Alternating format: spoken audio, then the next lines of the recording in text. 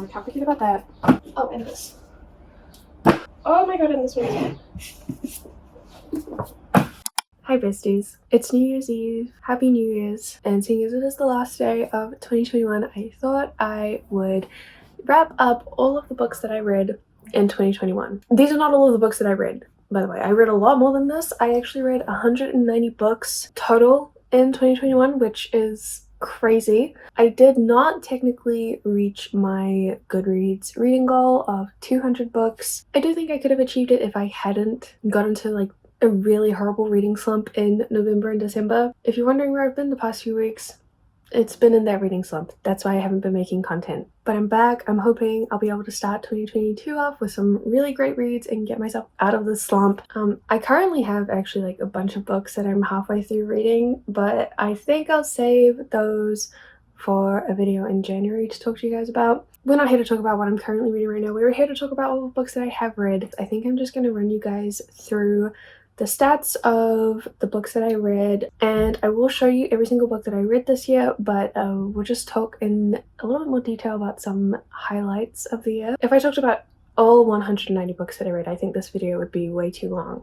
So in saying that, let's just get right into it. I thought we could start with the worst of 2021, get that out of the way. I only had 8 one-star reads this year, which I actually think is pretty good. I would say in general I tend to give books higher star ratings, but only having 8 one-star reads over like 12 months and 190 books, that's pretty impressive if I do say so myself.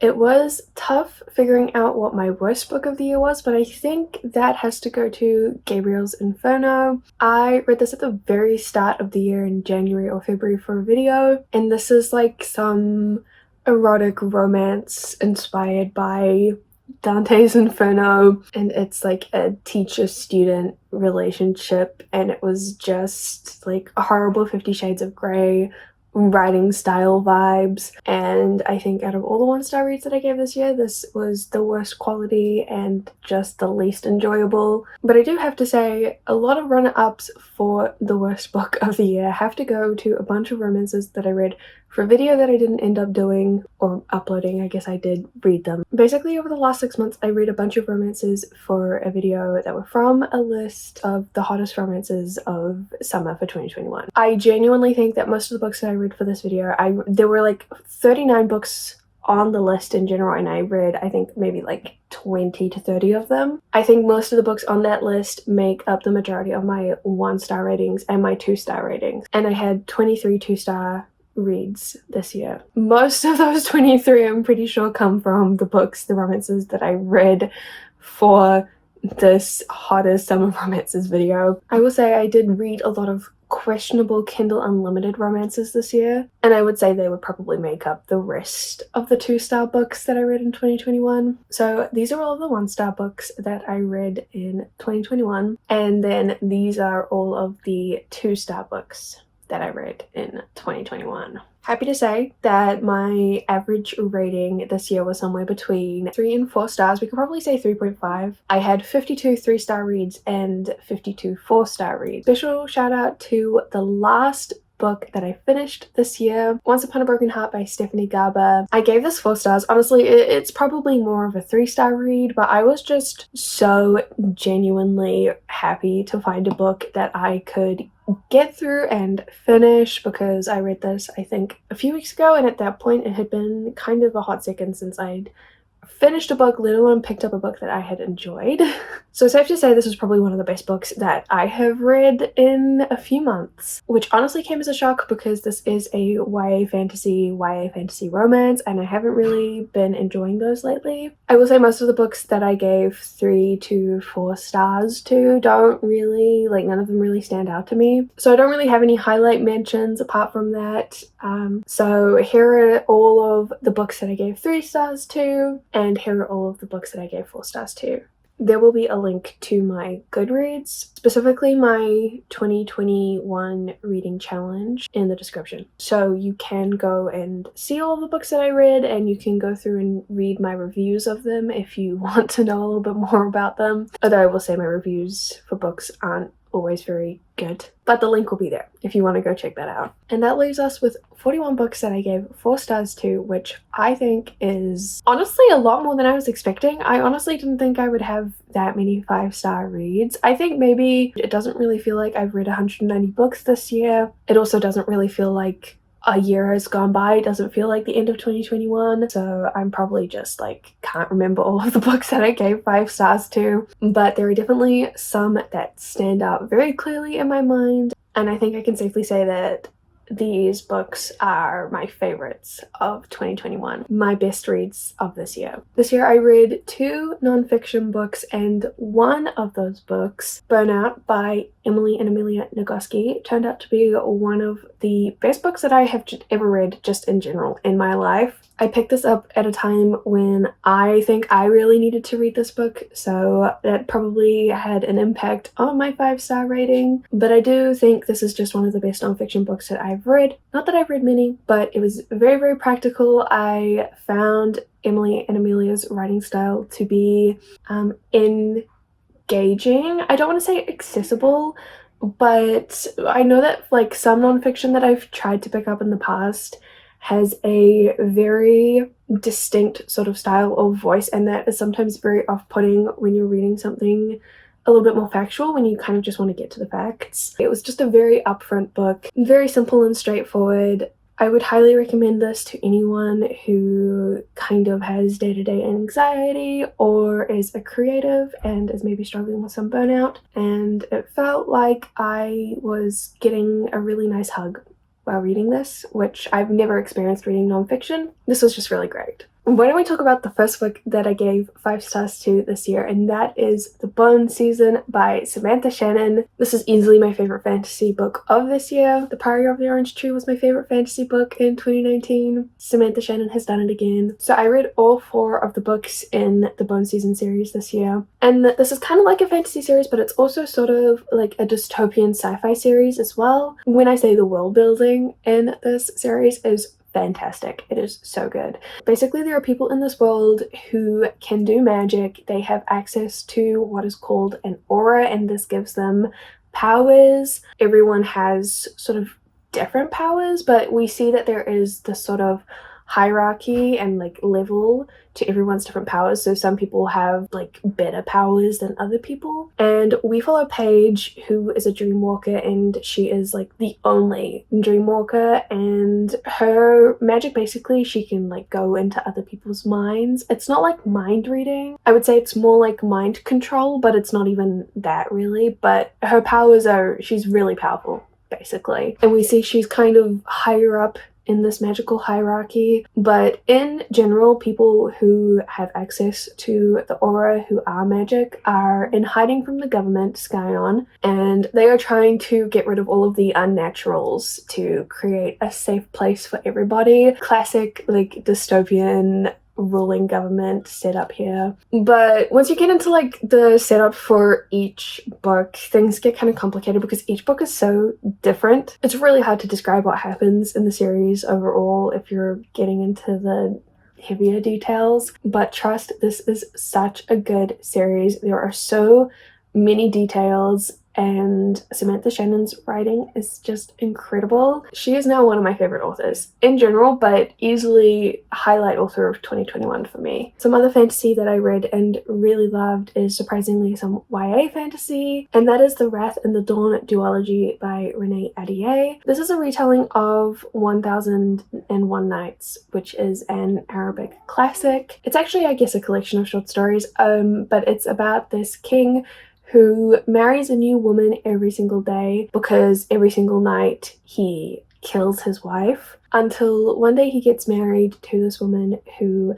starts telling him this really intriguing story, and so he decides to let her live so he can find out what happens. That's the basic premise, but in this retelling, our female main character is determined to kill the king. She wants to get married to him. She intentionally gets married to him because she thinks that she can survive the one night and she wants to do that so she can kill the king. And also because it's a fantasy, we have like magic and curses, and it's just all really, really fun. This was just everything I didn't know that I needed from a YA fantasy. It was just really enchanting and so good. I don't hear enough people talking about this series. Genuinely incredible. Oh, and I guess Chain of Iron is also technically a fantasy. I feel like I don't even need to mention that this was a 5-star read for me, because I feel like every single Shadowhunter book that I read is like a 5-star read. But this was really good. This is one of my most anticipated releases of this year, and I personally really loved it. And I actually filmed a reading vlog for this, and I honestly think that's like my favorite video that I've done this year. All year, I really loved that vlog. I had so much fun filming it. I had so much fun reading this. I'll leave a link to it down below if you want to go watch it.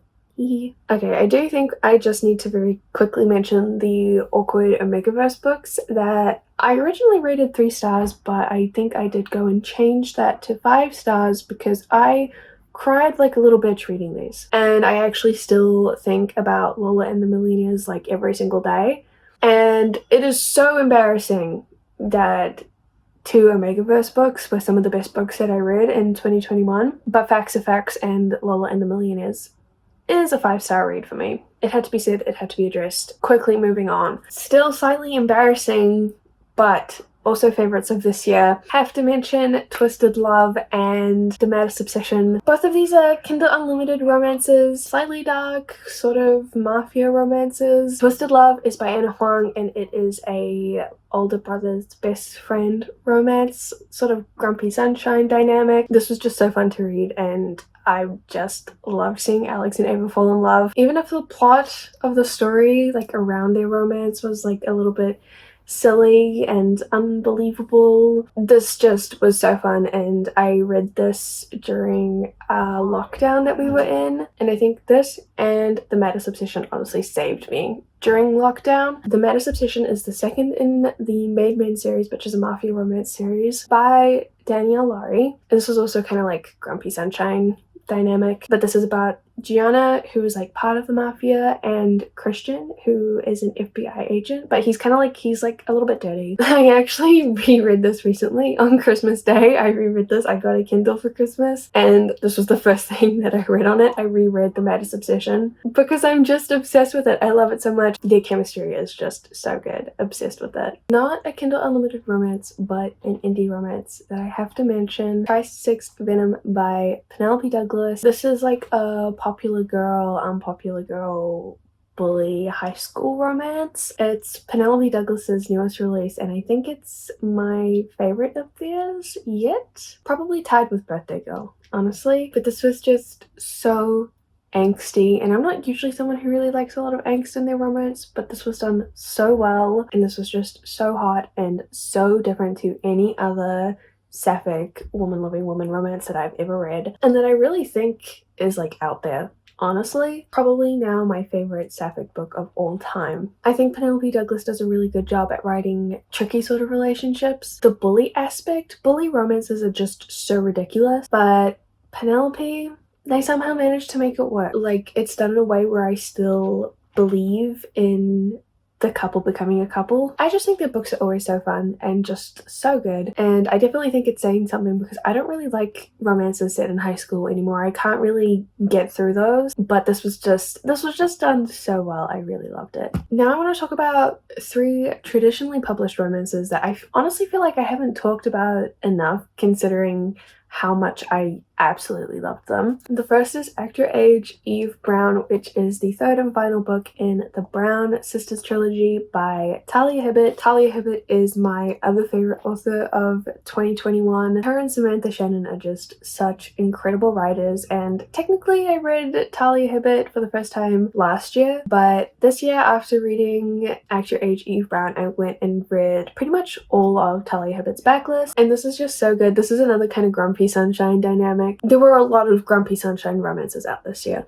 okay guys? But luckily, a lot of them were good, This was one of them. This is about Eve, who is the youngest of the Brown sisters, and not really spoiled so much as she just kind of doesn't realize how good she has it until one day her parents say that they're gonna cut Eve off from her trust fund if she doesn't find a job and stick to it, I think for like a month. Eve is notorious for kind of starting up projects, starting up jobs, and just not seeing them through. So her parents are giving her one last chance to kind of prove that she can take something a little bit serious, as they say. So she ends up getting this job at this bread and breakfast, which is owned by this super grump named Jacob, and he absolutely does not want to hire Eve, but things happen. She ends up getting the job, and so they kind of have to learn to work together, and they also kind of have to learn to love each other. Really, really cute, really, really sweet. Talia Hibbert writes fire smart, so good. This was just so fun and so sweet.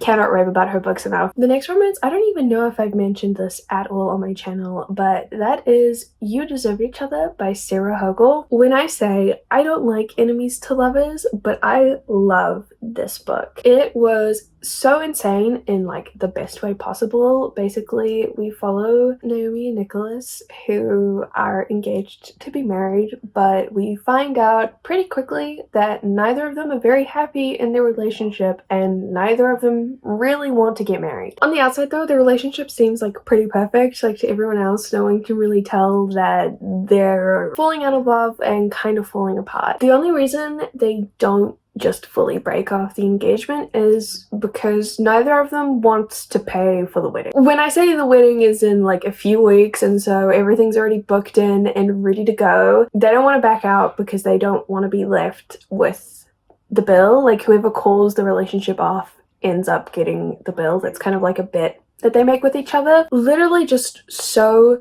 ridiculous. The banter in this book is top tier, so great. And honestly, like the book title kind of says it all. Like they really do just deserve each other. Like some people say it's an unhealthy relationship and I can kind of see it, but it works for them. And I honestly thought it was really cute seeing them both fall back in love. It's kind of like a second chance romance as well. This was just really, really fun, and I feel like in all of the rom-com enemies to lovers recommendations that you see out there, this book is never mentioned, and it absolutely should be because it's just so fun and so good. And I might not have talked about it before, but I have to talk about it now. Beach Read by Emily Henry. This is my third favorite book of the year if we are ranking these books in order. This book just hit me so hard. When I say I was crying on the third page or something like that, because it was just so good. I wasn't expecting it to be this emotional when I picked it up. I feel like no one really talks about the like emotional side of this book. I feel like everyone just talks about the relationship between Augustus and January, which like makes sense. It's a romance book. You would talk about that. But both Augustus and January are going through some very heavy shit in their personal lives, and they kind of help each other get through it, which is an aspect that I really love seeing in romance books, is when the two characters help each other through things. Definitely happens in this. This is kind of, again, sort of grumpy sunshine.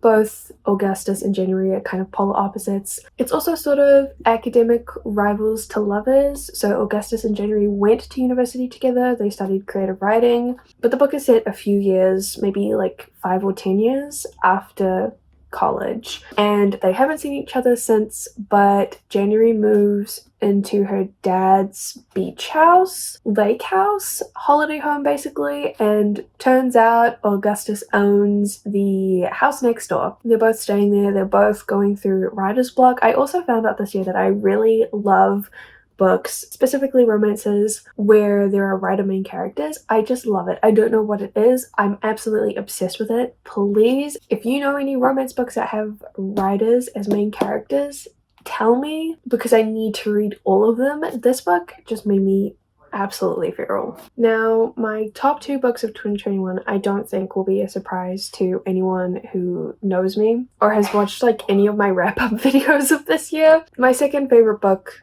of 2021 has to be It Happened One Summer by Tessa Bailey. I think I've reread this maybe 4 or 5 times now this year, and honestly I think that's because I just love Piper so much. Piper is like this late 20-something socialite from LA, and Piper has one night that is just like a little bit too wild out and about in LA, so her stepdad decides to send her to this very small seaport town up around Washington. He sends her to this small seaside town because that is where her dad is from. Piper's dad died when she was very little, so she didn't really know him. She's grown up with her stepdad, but her stepdad thinks it could be good for her to kind of go back to her roots a little bit. And he kind of also like cuts her off from the family money at the same time, kind of is wanting her to fend for herself. Piper gets to the small seaside town called Westport, where she meets Brendan, who is this grumpy sea captain, and he is like the complete opposite of Piper. Again, this is a grumpy sunshine opposites dynamic romance, and I absolutely like, I love both of them so much. I love seeing these two characters meet and fall in love. As I said, I just love Piper. I think she's genuinely one of my favorite main characters of any book I've ever read. Something about her is just so charming and lovable, and I really feel for her every single time that I read this book. I really just love this for the way that it makes me feel. It makes me feel so much, and I think Tessa Bailey has the potential of being one of my favorite romance authors. I haven't read a lot of her stuff though, but I definitely think that's something that I will be doing in 2022, is going through a bit of her backlist, which I'm very excited to get to. And my favorite book of 2021, The Spanish Love Deception by Elena Almas. And we are not surprised. Aaron Blackford has had me in a chokehold from the very first page of this book. And again, this is kind of a grumpy sunshine, enemies to lovers, opposite romance set in an office, but this also has one of my favorite tropes of all time, and that is fake dating. And this is like especially good because Aaron offers to pretend to be Lena, our main character's fake boyfriend, at like a family event. So they really have to get into the fake relationship for this, and it is so good. I will say that this is a bit of a slow start, like it's a bit of a slow burn. Definitely a lot of tension build up, but trust me, it is so worth it. This is definitely one of those books though where I want everyone to read it, but I love it so much that if anyone doesn't like it, even the slightest, it will absolutely destroy me. So I highly recommend this book, but if you don't like it, don't tell me. I don't want to hear it. I don't want to hear it because I love this so much. This is such a comforting read. Escapism at its finest. I absolutely just adore this. I think I've also reread this about 4 or 5 times this year. It really just has me in a chokehold. I can't even talk about it that much just because I love it so much and words cannot describe. So this is my best book of 2021. This really shouldn't be a surprise. But if you're wondering, here are all of the other books that I gave 5 stars to in 2021. They're not the best of the best, but they were some of the best. They were pretty good. And that is kind of my 2021 reading wrap up. I would say overall I had a pretty good reading year. I feel like I have found some lifelong favorites, and I also just want to say I've had a really great year here on YouTube making videos for you guys. Thank you so much for watching all of my videos. If you've been around for this year, I'm super excited to see what 2022 brings and read some more good books. I hope you guys have all had a really great holiday season, whether you celebrate or not, and I guess I'll see you in the new year. Bye!